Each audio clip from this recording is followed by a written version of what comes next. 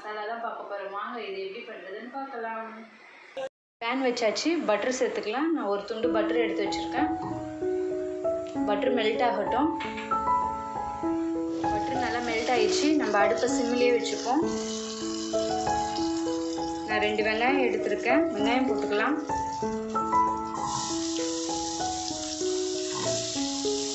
வெங்காயத்தை நல்லா வதக்கிக்கோங்க. நம்ம அரைக்க தான் போகிறோம், அதனால தான் வெங்காயத்தை பெரிய பெரிய பீஸாக போட்டிருக்கேன். நல்லா வதக்கிக்கோங்க. 1 டீஸ்பூன் இஞ்சி பூண்டு பேஸ்ட்டு போட்டுக்கலாம். போட்டுட்டு நல்லா வதக்கி விடுங்க, அதோட பச்சை ஸ்மெல் போகிற வரைக்கும். வதங்கிடுச்சு. இப்போ நான் 2 தக்காளி எடுத்து வச்சுருக்கேன், அதையும் இதில் சேர்த்துக்கலாம். நல்லா வதக்கிக்கோங்க தக்காளியை. தேவையான உப்பு போட்டுக்கலாம். உப்பு போட்டு நல்லா மிக்ஸ் பண்ணி விடுங்க. நல்லா வதங்கிருச்சு. இதை ஆற விட்டு அரைச்சிடலாம். நல்லா ஆறிடுச்சு, அரைச்சிடலாம். நல்லா ஆறினோன்னு அரைச்சிக்கோங்க. சூடாக இருக்கும் போதே அரைக்காதீங்க. ஒரு பேனை வச்சு 2 பீஸ் பட்டர் போட்டுக்கலாம். பட்டர் இப்போ நல்லா உருகி வரட்டும். பட்டர் மெல்ட் ஆயிடுச்சு. ஒரு பட்டை இலை, ஒரு பட்டை, 2 கிராம்பு, 2 ஏலக்காய், கல்பாசி எடுத்துருக்கேன். போட்டுக்கலாம்.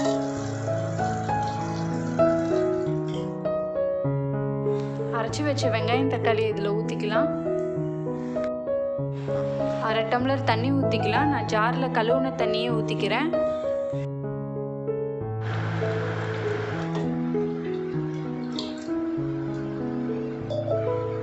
நல்லா மிக்ஸ் பண்ணிக்கலாம். நல்லா மிக்ஸ் பண்ணியாச்சு. இப்போ மசாலா சேர்த்துக்கலாம். 1 டீஸ்பூன் வெறும் மிளகாத்தூள் சேர்த்துருக்கேன். 1/2 டீஸ்பூன் மல்லித்தூள் சேர்த்துருக்கேன்.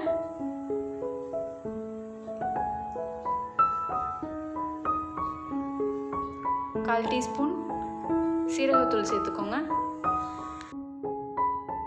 எல்லாத்தையும் நல்லா மிக்ஸ் பண்ணி விடுங்க. இப்போ எல்லாம் மிக்ஸ் பண்ணியாச்சு. மசாலாவோட பச்சை ஸ்மெல் போடுறதுக்கு ஒரு மூடி போட்டு ஒரு 3 நிமிஷம் விடுங்க. ஒரு கொதி வரட்டும். 3 நிமிஷம் ஆயிடுச்சு. இப்போ ஓப்பன் பண்ணி பன்னீரை போட்டுடலாம். பன்னீர் எடுத்து வச்சுருக்கேன், அதை சேர்த்துடலாம். 250 கிராம் தான் எடுத்திருக்கேன்.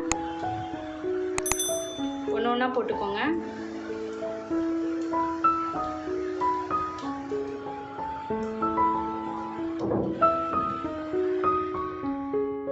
பன்னீர் போட்டாச்சு. நல்லா மிக்ஸ் பண்ணி விடுங்க.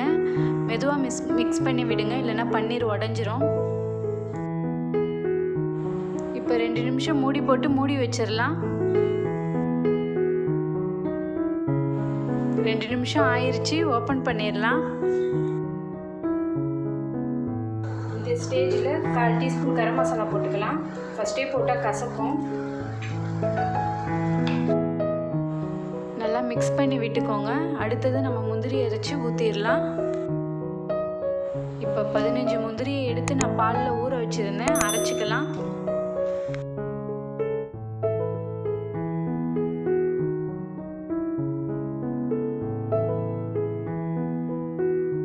அரைச்சி வச்ச முந்திரியை இதில் ஊற்றிக்கலாம்.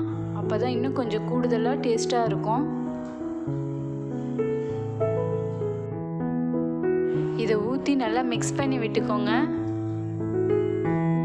இது சப்பாத்தி, பூரி, பரோட்டாவுக்கெல்லாம் ரொம்ப சூப்பராக இருக்கும். கடைசியாக கஸ்தூரி மேத்தி போட்டு இறக்கிடலாம்.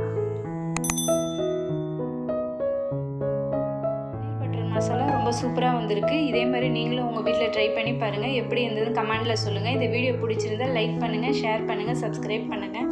மறக்காமல் பெல் ஐக்கனை ப்ரெஸ் பண்ணுங்கள்.